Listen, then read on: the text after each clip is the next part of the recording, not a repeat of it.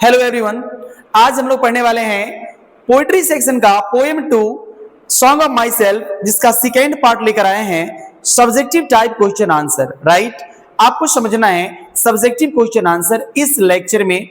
और देखिए first question क्या है, हेडिंग मैंने दे दिया है poem 2 song of my self subjective type question answer, जो आपकी बोर्ड एग्जामिनेशन में 10 मार्क्स में पूछा जाता है। क्वेश्चन आंसर फर्स्ट क्वेश्चन है, what is meant by nature without check with original energy. ये जो क्वेश्चन है और ये आपके पोएम का आखिरी लाइन है, इसका मीन्स क्या है, इसका मतलब क्या है? तो आंसर देखिए, the poet wants to tell through this line, कवि इस लाइन के माध्यम से कहना चाहते हैं दैट कि ही विल फेस गुड और बैड थिंग्स। मैं ही का मतलब वहां पर आई है, इनडायरेक्ट नरेशन में लिखा हुआ है कि मैं जो हूं मैं अपने अच्छा और बुरा दोनों चीजों को सामना करूंगा। हमारे साथ अगर अच्छा हो फिर भी, बुरा हो फिर भी, मैं दोनों को फेस करूंगा। इट मींस उसका सामना करूंगा।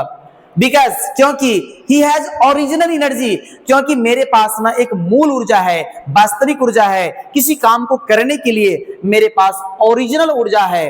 लाइक नेचर, जिस तरह से नेचर के पास, नेचर में इतनी ज्यादा आजकल सर्कमस्टेंसेस बिगड़ती जा रही है, फिर भी वो अपने पूरी ऊर्जा को प्रदान करती है ह्यूमन बींग्स के लिए। उसी तरह ही इज रेडी, यानी he is ready to face any hazard, वो अपने आप को किसी भी जोखिम के लिए तैयार है अपने काम को करने के लिए। तो ये था आपका पहला क्वेश्चन, जिसका मतलब है nature without check with original energy. आइए नंबर 2 में, what is theme of this poem. इस कविता का थीम क्या है? हर एक कविता का थीम होता है जी। तो थीम का मतलब है विचार। इसका जो एक सजेशन है, थीम है, वो क्या है? देखिए, the theme of this poem, इस कविता का जो थीम है वह वननेस है। ये कविता हमें वननेस का भाव व्यक्त कराता है। वननेस मतलब होता है एकता। In the universe because all human beings are made of the same atom and everyone is part of nature. एक कवि का कहना है कि जितने भी ह्यूमन बींग्स है वो सारे ह्यूमन बींग्स एक ही एटम का बना हुआ है। जितने ही अणु से, जितने ही तत्वों से हमारा शरीर का निर्माण हुआ है, सेम उसी अणु से, उसी तत्व से आपका बना है। और ये वननेस को बताता है। और हर व्यक्ति, everyone is a part of nature, हर व्यक्ति इसी नेचर का एक हिस्सा है। थर्ड क्वेश्चन है, how does speaker establish relation between me and you. यहां पे कवि मुझ में और आप में एक रिलेशन को एस्टैब्लिश करता है। कैसे? आइए आंसर की ओर। The speaker establishes a complete relation between himself and others. कवि यहां पर हम में और दूसरों में, अपने आप में और दूसरों में, by saying the atom that is in my body, ये कहकर स्थापित करते हैं हम और आप इक्वल हैं, कि मेरे बॉडी में और आपके बॉडी में जो बनावट है, your body and my body is also made from the same atom. जिस एटम से मेरा बॉडी बना हुआ है, सेम उसी एटम से आपका बॉडी बना हुआ है। I and you are the two sides of the same coin.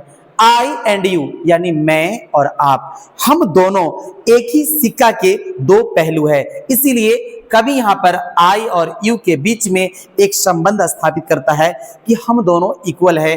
Because we all are children of God, और हम उसी अणु से बने हैं, हम उसी एलिमेंट से बने हैं जिस एलिमेंट से आप बने हैं। तो आइए नेक्स्ट क्वेश्चन की ओर। What has form the speaker blood. कवि का जो ब्लड है वो किस चीजों से फॉर्म हुआ है? तो आप देख लो, American soil on which he takes rest, American air that he breathes have formed his blood. American जो हवा है, पानी है, मिट्टी है, उसी देश के हवा और पानी से उनका ब्लड का निर्माण हुआ है, उनका शरीर बना है, उनका बॉडी का क्रिएट हुआ है, जिस तरह से अन्य लोगों का बॉडी का क्रिएट होता है। सिंपली है। Number 5, what does he want to speak about. आखिर वो किसके बारे में बात करना चाहते हैं? He wants to speak about himself, तो अपने बारे में बातचीत करना चाहते हैं। बट हियर, यहाँ हिमसेल्फ मीन्स है ऑल मैनकाइंड, लेकिन यहाँ पर हिमसेल्फ का मतलब है जितने भी मैनकाइंड है, ह्यूमन बींग्स है, उन सभी के बारे में बातचीत करना चाहते हैं। लास्ट क्वेश्चन है, what does the poet Walt Whitman by nature without check with original energy. हालांकि इससे पहले क्वेश्चन जो हुआ था उसी का थोड़ा सा री कर दिया गया है।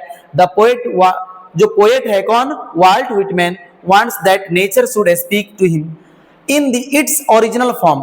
कवि अपने आप को ये बताना चाहते हैं कि मैं एक नेचर में ओरिजिनल फॉर्म में हूं and with its full force and not influenced by thoughts and principles, और वो किसी भी चीजों से इन्फ्लुएंस नहीं होकर या थॉट से या किसी सिद्धांत से, बल्कि उसके अंदर ना फुल एनर्जी है और उसे नेचर से प्राप्त होता है।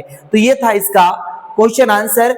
अभी हम लोगों ने सेकेंड पोएम का subjective type question answer 1 to 6 cover किए हैं, और इस पोएम में इतना ही क्वेश्चन आंसर था जो मैंने करवा दिया, और भी है लेकिन जो भी है तो मैंने करवाया है। और फिर हम लोग नेक्स्ट पोएम का सब्जेक्टिव ऑब्जेक्टिव सब लेकर उपस्थित होंगे। आज के लिए काफी है। Thank you for watching this video. Have a nice day.